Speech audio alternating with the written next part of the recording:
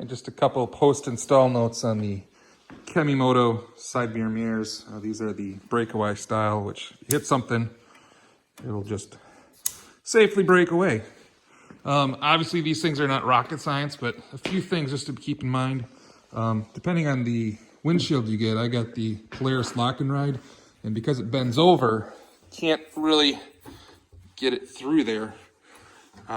At least not with a lot of any good options. And I thought about cutting this. It does kind of fit if you kind of pitch this back. But I found the best install location was down here just below that. And it's a little lower than I'd like, but for the most part, I think it works out pretty good. And just a tip, if you take out this dash, that will allow you then to actually see the nuts in the back. You can actually get a tool in here and actually get to it. So I found that the best option. So like I said, if you got the Polaris Lock and Ride windshield, that'll give you the best option to locate it down there.